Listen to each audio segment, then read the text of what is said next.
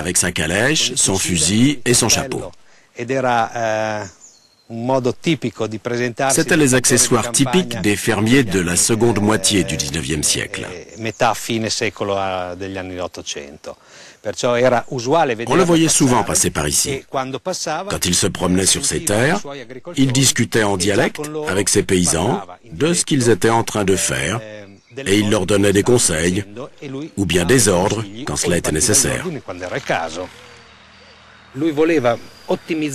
Il tenait à optimiser au maximum ses terres pour faire en sorte que les paysans qui travaillaient pour lui puissent avoir toujours de quoi se nourrir et nourrir leur famille.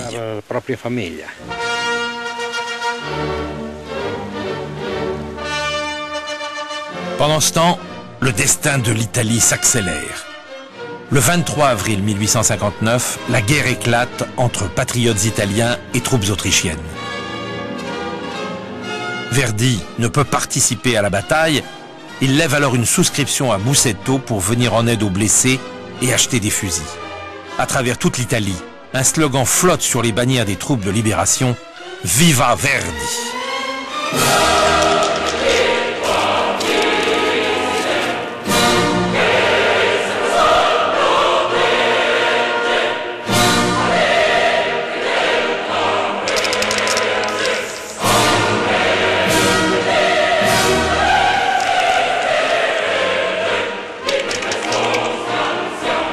Ah, Viva Verdi, ça ne veut pas dire Viva Verdi, le plus grand compositeur italien, mais c'était vrai.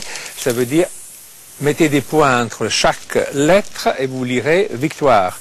Emmanuel, roi d'Italie. Victor Emmanuel était le roi du Piémont. Les mouvements pour la unification du pays démarrent avec le Piémont, avec l'aide des Français d'ailleurs, et par le sud vont démarrer avec Garibaldi qui va remonter la péninsule pour l'unification de l'Italie. Donc Verdi devient le symbole de l'unité italienne, d'une unité qui est en train de se faire encore, bien évidemment.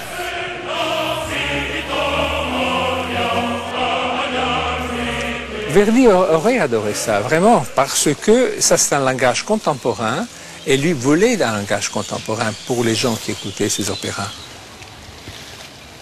Il a toujours essayé avec sa musique de parler au peuple, pour des raisons évidentes. À l'époque, l'opéra était comme le cinéma. Donc les gens s'adressaient au peuple à travers l'opéra.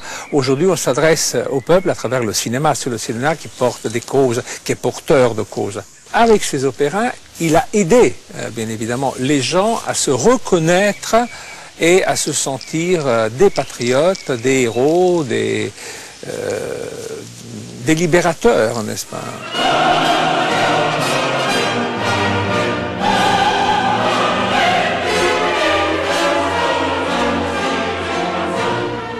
Le 27 avril 1860, Victor Emmanuel devient roi d'Italie.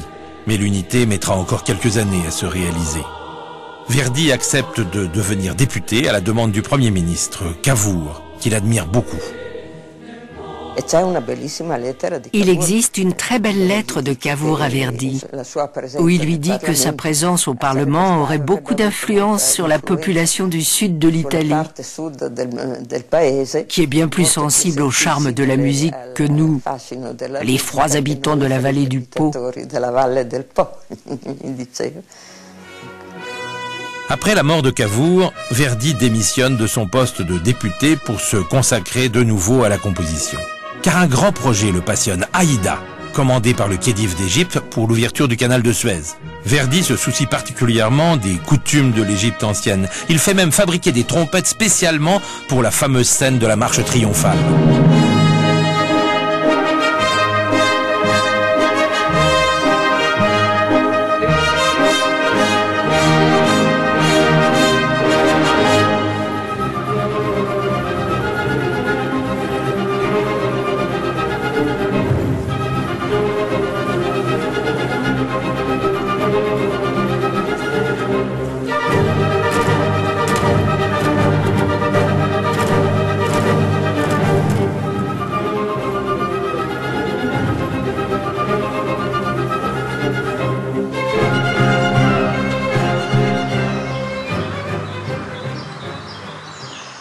Verdi est maintenant un vieux maître, admiré et respecté de tous. Mais il est seul.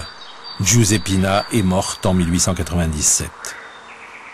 Sur cette photo prise 3 ans plus tard, le patriarche de Sant'Agata reçoit quelques amis, dont son éditeur Giulio Ricordi, ou Boito, le librettiste avec lequel il écrit ses dernières œuvres, Otello et Falstaff.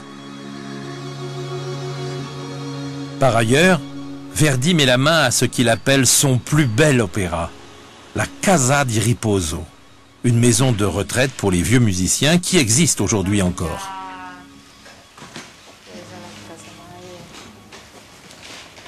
Verdi a voulu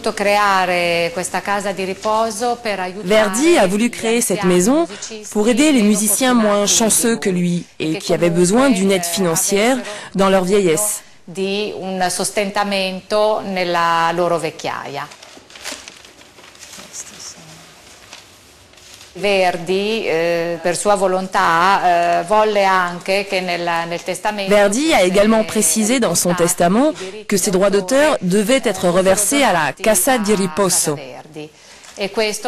Il voulait que les activités de cette maison puissent se poursuivre après sa mort et assurer une vie tranquille et sereine à ses pensionnaires.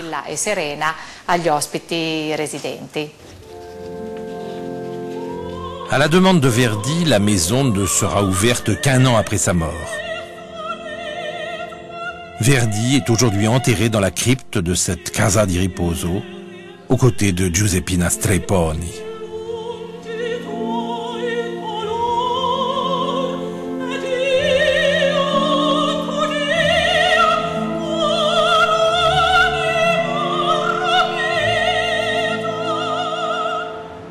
Aujourd'hui, l'esprit et la musique de Verdi résonnent toujours dans la Casa di Riposo.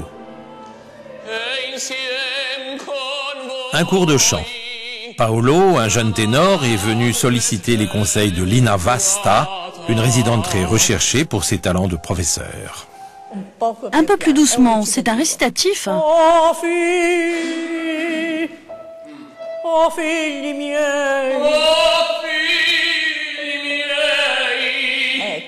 Oui, comme ça, doucement. Je crois que c'est le seul endroit au monde où pendant que vous prenez des cours, vous pouvez voir la tombe de Verdi. Il est toujours présent.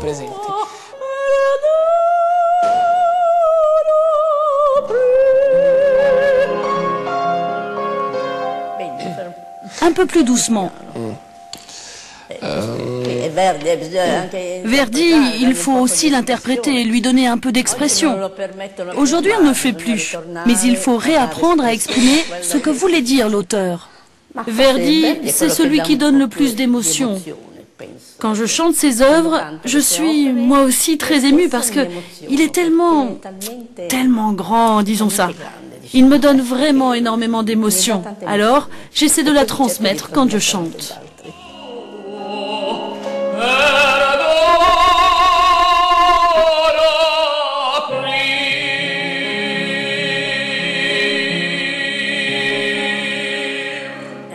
Quel rôle de Verdi aimerais-tu interpréter? Quel est ton rêve? Est-ce que je peux le dire? Il faut d'abord que je demande la permission au professeur. Bien sûr, vas-y.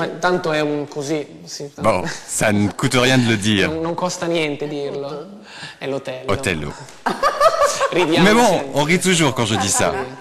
Et je te comprends, ce serait magnifique. Otello, c'est vraiment un très très bel opéra.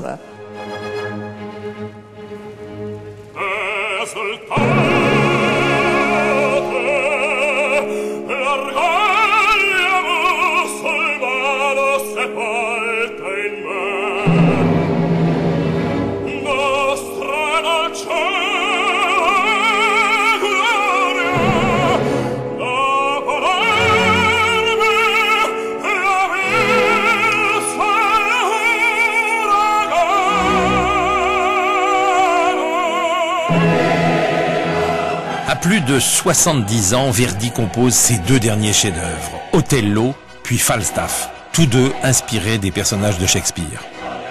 La première d'Otello à la Scala a lieu le 5 février 1887. Celle de Falstaff, 6 ans plus tard. Et à chaque fois, les mêmes scènes de liesse. Verdi est acclamé et raccompagné jusqu'à son hôtel par une foule en délire.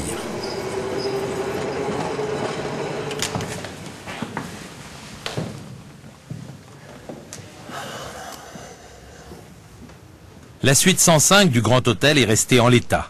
C'est ici que Verdi logeait quand il séjournait à Milan. C'est également ici qu'il a vécu ses dernières heures. C'est un temple ici, c'est un lieu de culte.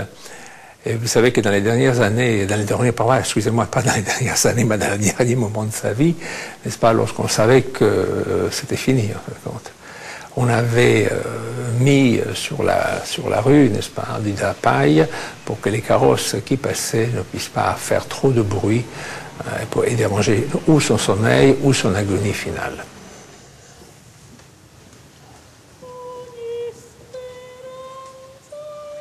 Verdi meurt le 27 janvier 1901 dans sa chambre de Milan.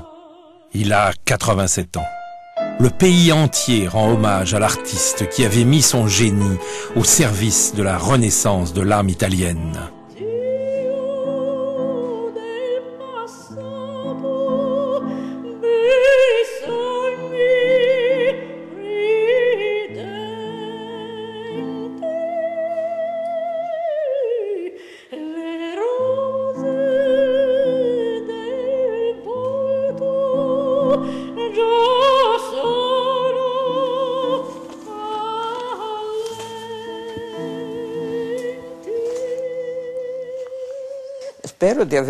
J'espère vous avoir aidé à mieux cerner la figure du maestro. C'était un grand homme, à tout point de vue. Pas seulement comme musicien, mais aussi comme homme. Il incarnait la droiture, l'amour de la patrie, l'amour pour la famille, les vraies valeurs humaines.